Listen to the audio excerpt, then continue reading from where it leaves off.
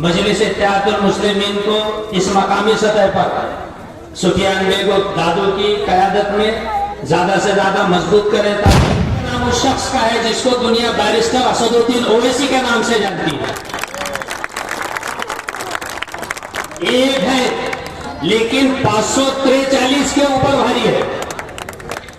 दादू भाई की काबिलियत को देखते हुए उनको यहाँ पर जिम्मेदारी दी गई, और वो जो जिम्मेदारी दी गई वो जो फैसला है वो सही फैसला है।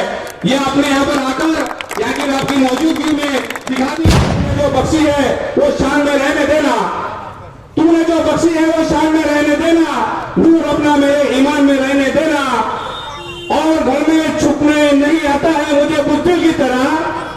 ऐ खुदा मैं तेरा बंदा हूँ, मुझे हमेशा मैदान जंग में रखना। पॉलिटिकल लाइन आपसे जुड़ी खबरों के लिए सब्सक्राइब करिए।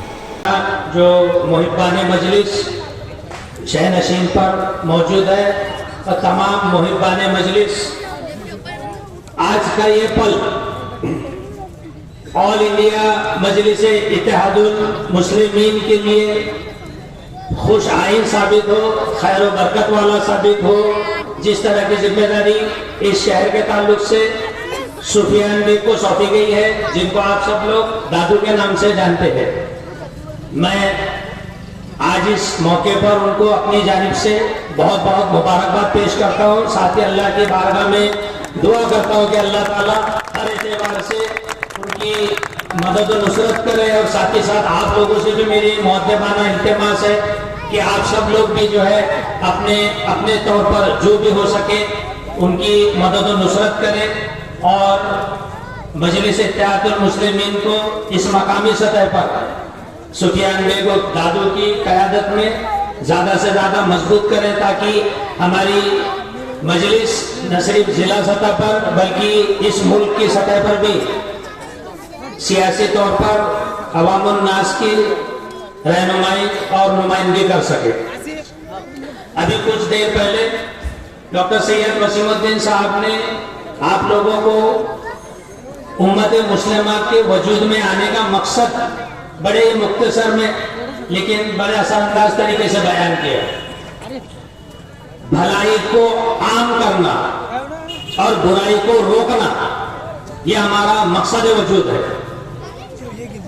जालिम की आंखों में आंखें डालकर बात करना और जालिम को जालिम कहना, ये वक्त की एक बड़ी अहम जरूरत बन गई है। और मैं ये समझता हूं कि जितने भी सियासी रहनुमा हम लोगों को नजर आते हैं, उन सब में सिर्फ एक और एक नाम उस शख्स का है जिसको दुनिया बैरिस्टर असदुद्दीन ओवैसी के नाम से जानती है। एक है लेकिन 543 के ऊपर भारी है। तो मैं बाआवाज़े बुलंद बैरिस्टर असदुद्दीन ओवैसी साहब के हक में एक नारा लगाना चाहता हूं, नारे तकबीर, नारे तकबीर, नारे तकबीर। बैरिस्टर असदुद्दीन ओवैसी साहब तुम आगे बढ़ो,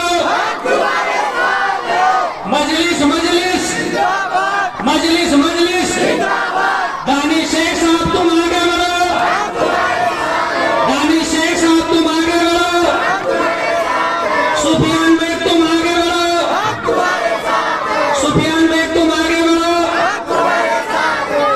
इसी के साथ मैं अपनी बात को यहाँ पर खत्म करता हूँ।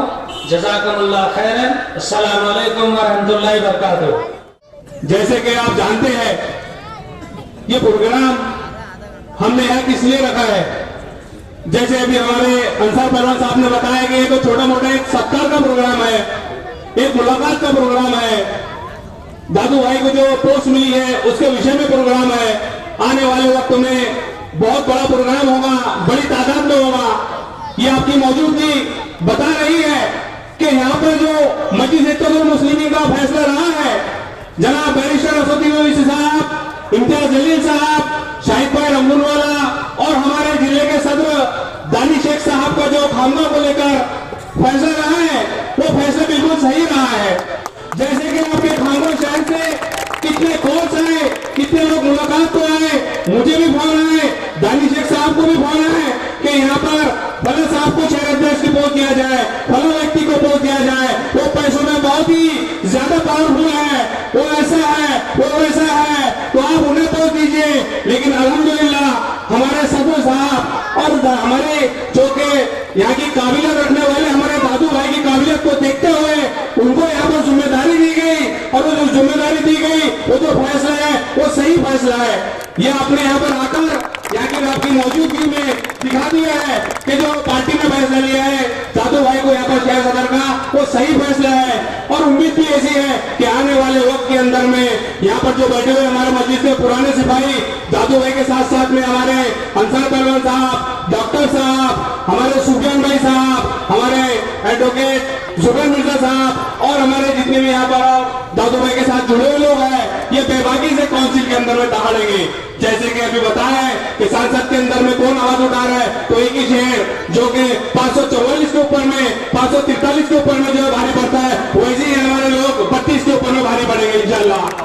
लड़के होने दो भाजपा और आरएसएस का गढ़, लेकिन इंशाल्लाह खामगांव के इतिहास में अब ये लिखा जाएगा कि ये जो गढ़ है ये अमान का गढ़ है, ये मजलिस का गढ़ है। यही अपने को जो इतिहास यहाँ पर दिखाना है।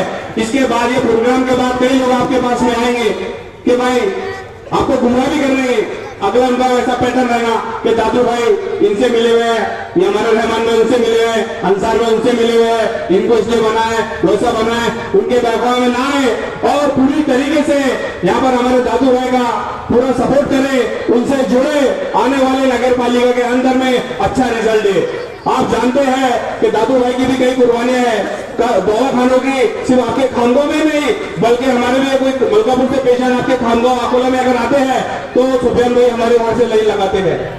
आपके खामगांव के अलावा भी उनका जिले भर के अंदर में नेटवर्क अच्छा है, उनके फाउंडेशन गाजी फाउंडेशन का उनकी टीम का बहुत अच्छा है, उनका जो है वहाँ पर हॉस्पिटल के अंदर में लाइन लगी हुई है। ऐसे लोगों, ऐसे मुखलिस लोगों को अगर आप सामने नहीं लाएंगे तो फिर किसको सामने लाएंगे। मजलिस के अंदर में आने के बाद में इंसान नेता बनता है, कोई माँ के पेट से निकल नहीं आता है। दादू भाई एक सोशल समाज वर्कर है, आज मजलिस में आया है, इंशाल्लाह जितनी ताकत से काम करते हैं उससे ही बढ़कर वो बड़े बड़े काम करेंगे। लेकिन शर्त यह है कि आपको जो उनको साथ देना पड़ेगा। शर्त यह है कि आने वाले नगर पालिका में जो है आपको ज्यादा से ज्यादा वोटों से कामयाब बनाना पड़ेगा। और मैं ज्यादा वक्त नहीं लेकर एक शेर से हमारे दादू भाई के लिए बोलना चाहूंगा और अपनी जगह लूंगा कि तूने जो बख्शी है वो शान में रहने देना, तूने जो बख्शी है वो शान में रहने देना, नूर अपना मेरे ईमान में रहने देना, और घर में छुपने नहीं आता है मुझे बुद्धिल की तरह। ऐ खुदा मैं तेरा बंदा हूं, मुझे हमेशा मैदान जंग में रखना। और मैं दादू भाई को भी मुबारकबाद देता हूँ, उनको शहर तक पहुंच दी गई है, बहुत ही दिल की गहराइयों से मैं उनको मुबारकबाद देता हूँ। उम्मीद है कि जिला सदर के फैसले के ऊपर में कायम रहेंगे। Thank you.